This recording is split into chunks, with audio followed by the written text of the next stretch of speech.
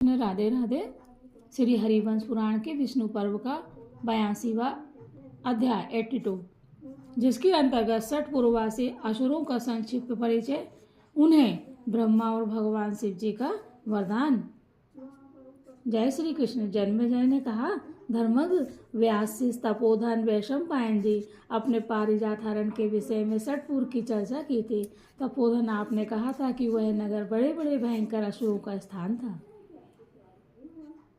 मुनि श्रेष्ठ, आप उन छठपुर निवासी दैत्यों तथा अंधकासुर के वध का वर्णन कीजिए। वैशम पायन जी कहते हैं, जन्मेजय, वीर अनायासी समस्त कर्म करने वाले रुद्रदेव के द्वारा जब दैत्यों के तीनों पुरों का विनाश किया गया, उस समय वहां बहुत से प्रधान प्रधान असुर शिरोमणि शेष रह गए। वे त्रिपुर निवासी होने पर भी रुद्रदेव के बाणों की आग से दग्ध न हो सके। उनकी संख्या लगभग 60 लाख थी। उन असुर वीरों ने पूर्व काल में अपने बंधु बांधवों के वध से संतृप्त होकर महर्षि गणों से सेवित तथा सत्पुरुषों के प्रिय जम्मू मार्ग में जाकर तपस्या आरंभ की। नरश्रेष्ठ, वे वीर दैत्य सूर की ओर मुँह करके सूर भगवान की ओर मुँह करके वायु के आहार पर रहकर 1 लाख वर्षों तक कमल योनि ब्रह्मा जी की स्तुति करते रहे। लो ब्रह्मा जी की जय। राजन, उन दैत्यों में एक दल ऐसा था जो गूलर के वृक्ष का आश्रय लेकर रहता था। वे वीर दैत्य वहाँ महान तप करते हुए निवास करते थे। पूर्व काल में उन दैत्यों में से कुछ लोग कपित यानी कैथ वृक्ष का आश्रय लेके वहाँ रहते थे और दूसरे शियारों के मादों में रहकर वहाँ उग्र तपस्या करते थे।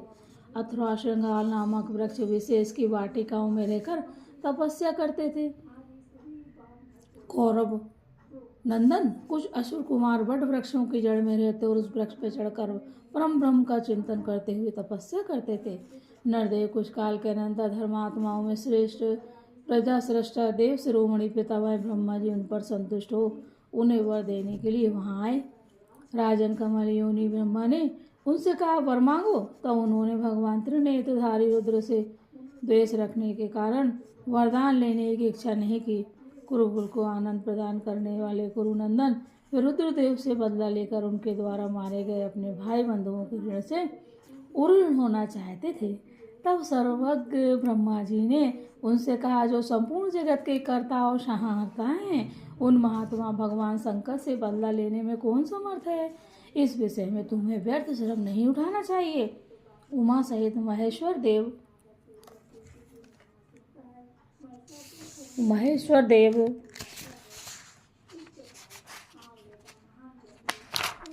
देव आदि मध्य और अंत से रहित हैं।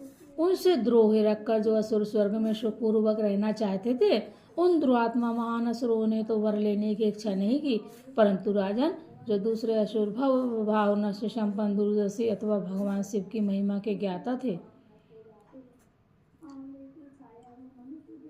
उन्होंने वर लेने की अभिलाषा व्यक्त की।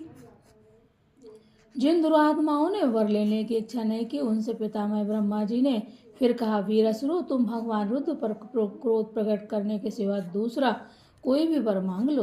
तो उन्होंने कहा, विभु, हम सब देवताओं के लिए आराध्य हो देव। पृथ्वी के भीतर हमारे 6 पुर हों प्रभु।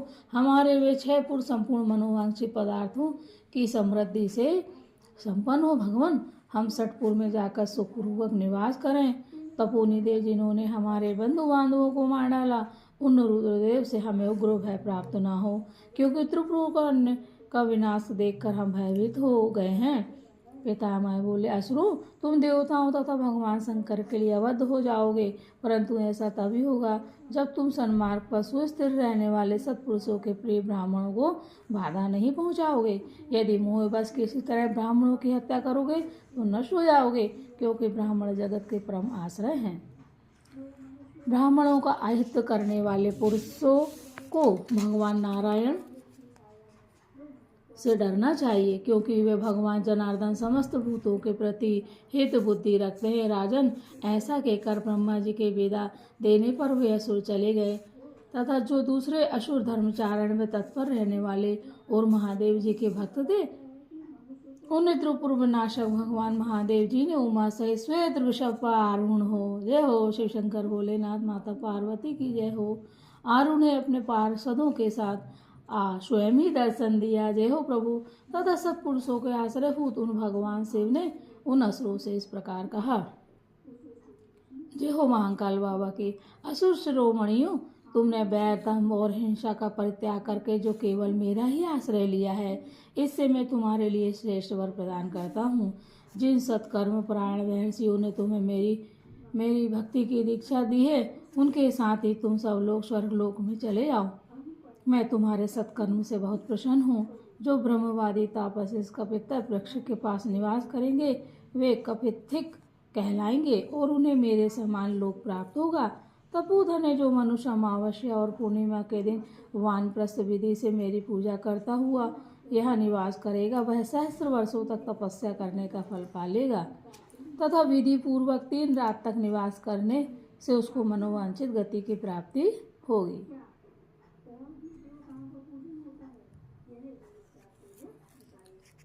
अर्कद्वीप में निवास करने वाले को उससे दूना फल मिलेगा, परंतु दूर देश में निवास करने पर तुम्हारा भला नहीं होगा। यह वर मैं दे रहा हूँ। जो श्वेत वाहन के नाम से मेरी पूजा करेगा, बोले जय श्वेत वाहन जी की जय हो, भगवान जी की जय हो, वह सब ओर से भयभीत चित होने पर भी मेरी ही गति को प्राप्त होगा। जो मनुष्य औदुम्बर, वाटमूल, कापिथिक, श्रृंगालवाटीय, धर्मात्मा, दृढ़वत एवं ब्रह्मवादी मुनियों का सदा विशेष रूप से पूजन करेंगे, वे मनोवांछित गति को प्राप्त होंगे। ऐसा कहकर भगवान श्वेत वाहन महादेव उन सबके साथ रुद्र लोक में चले गए। बोलो शिव शंकर भोलेनाथ की जय हो, महाकाल बाबा की जय हो, माता पार्वती की जय हो। मैं जम्बू मार्ग को जाऊंगा, मैं जम्बू मार्ग पर निवास करूंगा। इस तरह मन में संकल्प करने वाला मनुष्य भी रुद्र लोक में प्रतिष्ठित होता है। जय श्री कृष्ण। इस प्रकार श्री महाभारत के खिलवाड़ हरिवंश के अंतर्गत विष्णु पर्व में षटपुर वध विषयक 82 अध्याय पूरा हुआ। बोलो श्री कृष्ण गोविंद हरे मुरारी, हे नाथ नारायण वासुदेव। हे श्री कृष्ण, इस श्री हरिवंश पुराण के विष्णु 82वां अध्याय को पढ़ने में, सुनने में, सुनाने में, दूर तक पहुंचाने में और जो भी टूटी हुई इन सबको क्षमा करते हुए प्रभु हम सब आपकी शरण में, हम सब पर कृपा बनाए रखिए, हम सबके मनोरथ पूर्ण करिए। जय श्री कृष्ण। राधे राधे। ओम देवकी सुत गोविंद वासुदेव जगतपति, देहि मे तन्यं कृष्ण त्वामय शरणं गत। जय श्री कृष्ण।